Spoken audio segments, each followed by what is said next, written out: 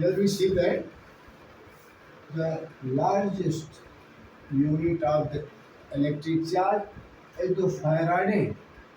1 Faraday is equal to 96500 coulomb. Actually, remember that Farad and Faraday both are the unit of the physical quantity, but both are the different. Farad is the unit of the capacitance and Faraday is the unit of the charge. Capacitance is simply condenser. You are familiar with the condenser.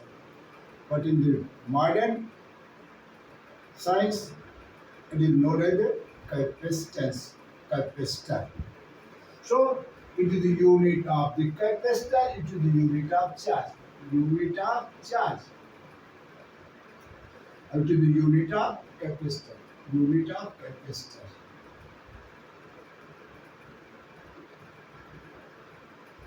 It is the device which stores the charge on it. Now, what are the methods of charging of a body? Fixture is the one of the basic methods. By rubbing the two body, the electric charges will appear. But there are the two another technique. One is the conduction method, other the induction method. This conduction method is very useful. On the basis of this method, we will give the different questions in the other lecture. In the case of conduction, the one is the source body. With the help of the uncharged body can be charged. Source body and the uncharged body either touching to each other or connecting by a wire. Then what will happen here? Suppose source body having 6 coulomb and the body which we are going to charge is uncharged, 0 coulomb. Here electron in B is more than the electron in A because it loses the electron then becomes 6 coulomb after losing the 6 electron. Now after connecting or by touching, suppose one electron transfer from body B to A, then it will acquire 1 positive coulomb and it will acquire 5 coulomb because 1 coulomb charge lost by the electron. Again, suppose it transfer 2 electron, then the charge acquired by the B is 2 coulomb and charge acquired by the A is 4 coulomb. Let the 3 electrons transfer. Then charge on A is 3 and charge on B is also 3. So there will be no transfer of the electron because both the bodies acquire the same charge. Here 3 is the final charge. Is the final charge on the both bodies. This 3 is equal to 6 plus 0 by 2. 6 plus the total charge before touching divided by 2 is average charge. Now, if before touching charges on the bodies are Q1 and Q2 may be positive or negative, then after touching body, same charge Q dash is equal to Q1 plus Q2 by 2. Now, what will happen in the case of induction? In the case of induction, both the body, source body as well as the body which we are going to charge, both are kept very close to each other. Very close to each other. then what will happen? The negative charge, because this body was electrically neutral, but there are negative and positive charges in equal amount. This this positive charges will attract the negative charges towards each other. Here, negative charges are closer surface of the body V, and positive charges repel. These charges are at the further surface of the body. Now, what will happen? After earthing, after earthing, after earthing, this positive charge will neutralize with the negative charge of the earth. So only here negative charge, it is highly attracted by the positive charge.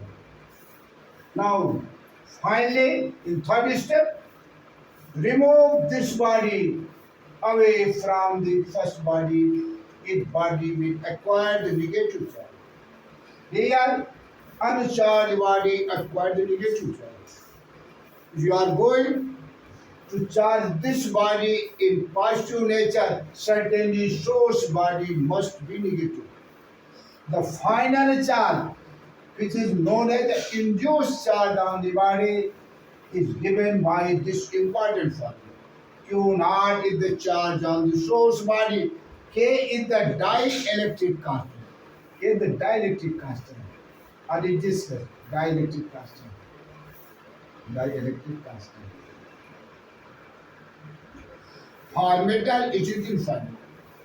If body is of metallic body, then K is infinite. Q I is equal to minus Q naught. That is, equal and opposite charges will appear on the body.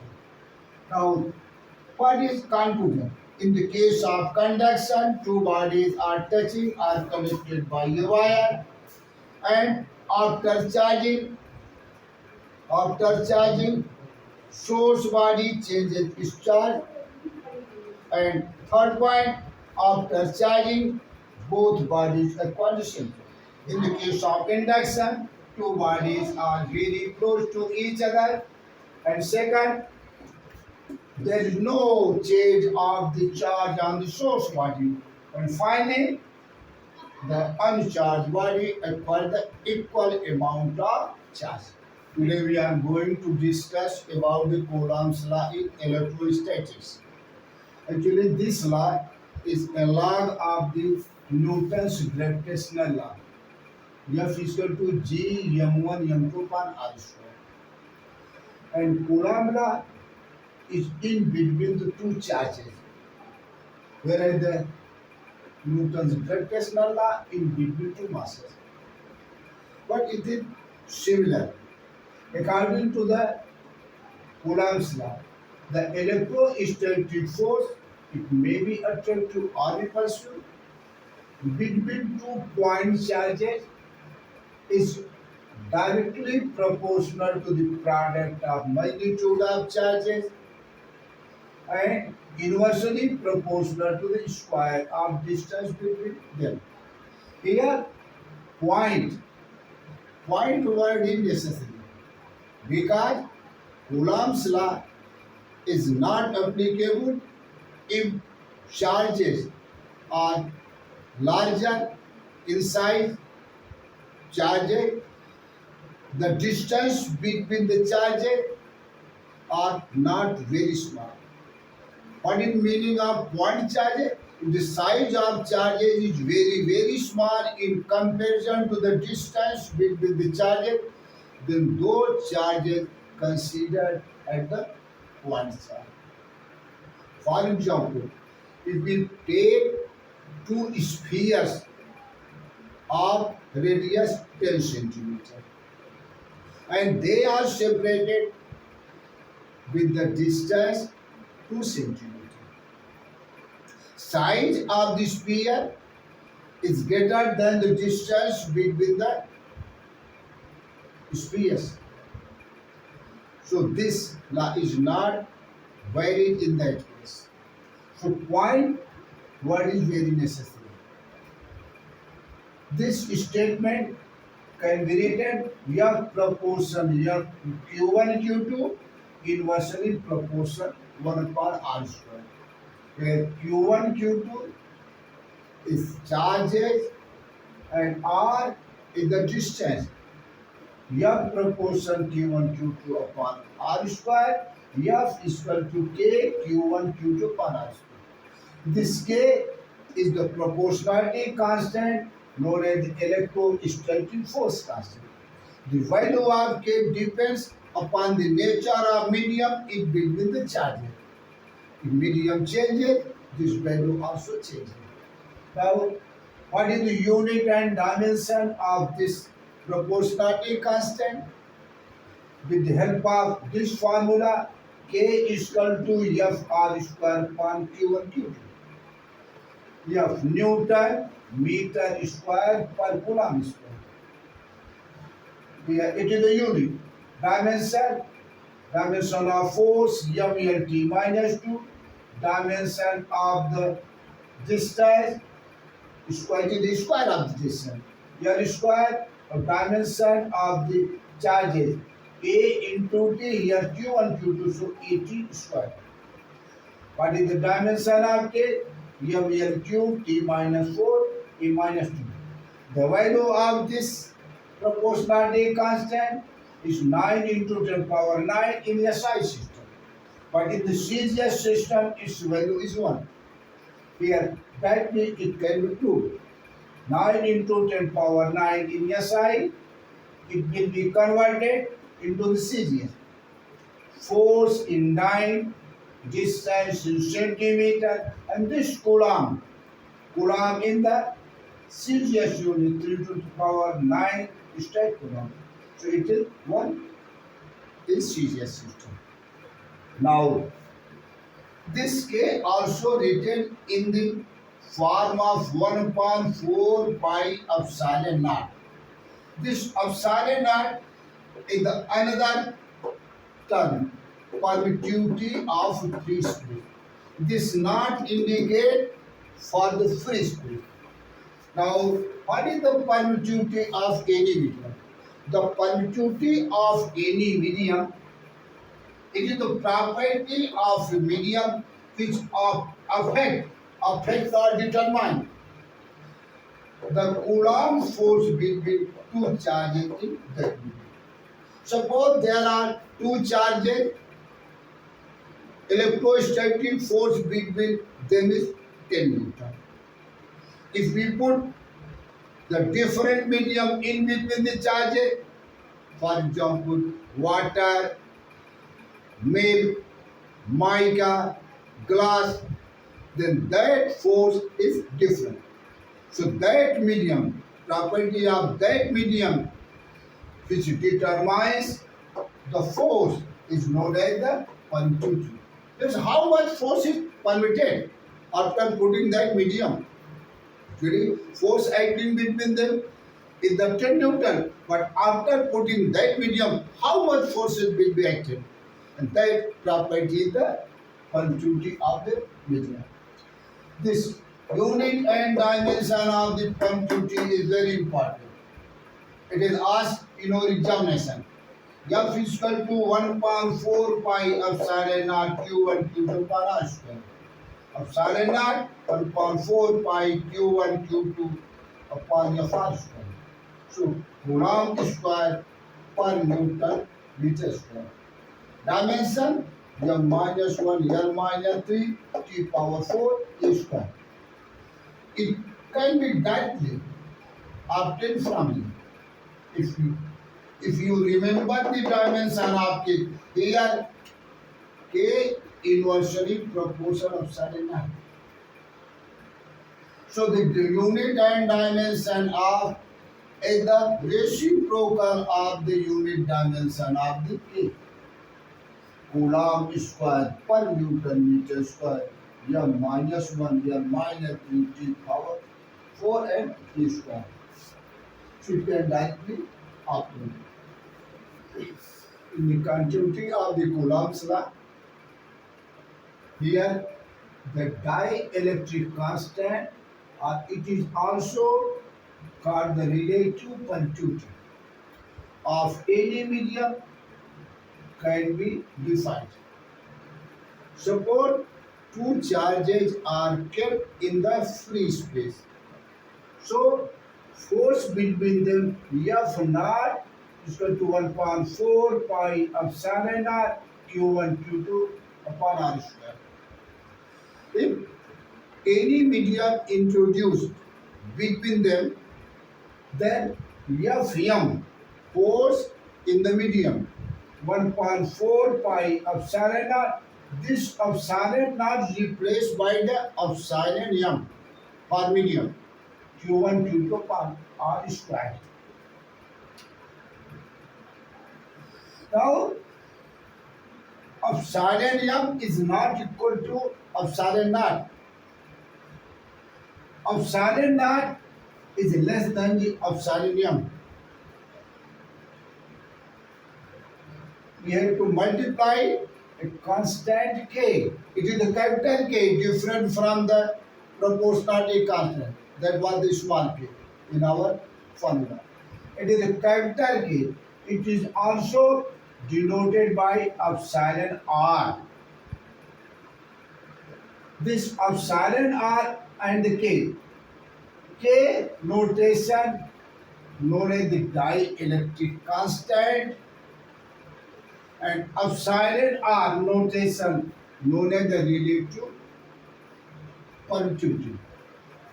So this epsilon m is equal to k epsilon naught or epsilon r epsilon naught. Now this second equation may be replaced in term of the epsilon naught of Fm is equal to 1.4 pi k epsilon naught Q1 Q2 by R square. Now with the help of first and fourth, divide these two equations, k is equal to F naught upon Fu, and by the equation third, k is equal to epsilon m upon epsilon naught. So how we do define? The dielectric constant defined in terms of the force between two charges as well as the conductivity of the medium. By this, the dielectric constant of any medium defined as the ratio of conductivity of the medium to the conductivity of free space. That is k is equal to epsilon m upon epsilon naught. In terms of the force, the dielectric constant of any medium is defined as the ratio of force between two charges in free space to the force between charges in medium. That is k is equal to F naught upon F.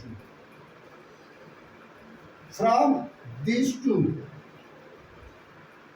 relation, we see that dielectric constant is the ratio of two types of the physical quantity having the same unit dimension.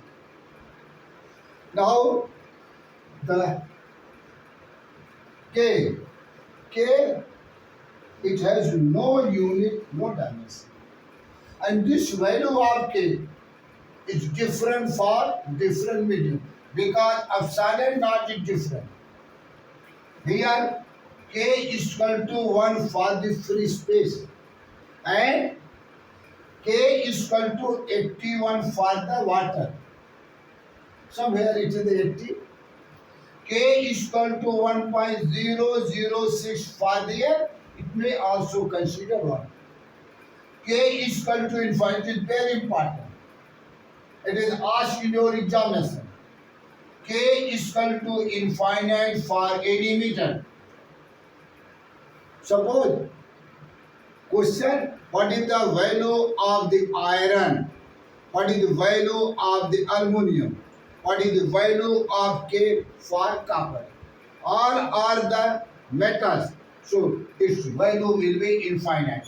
And for other medium, it lies between 1 to infinite. For example, for glass, it is in between 3 to 4. And for mica, it is in between 3 to 6. Now, this law is proved on the basis of the Newton's acceleration formula.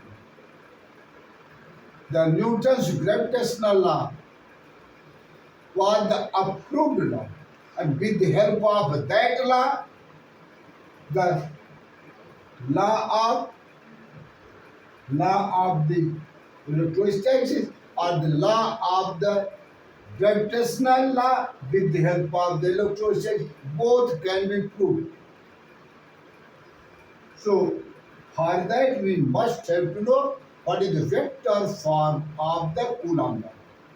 Vector form of the Coulomb law is very helpful to prove the third law of electrostatics.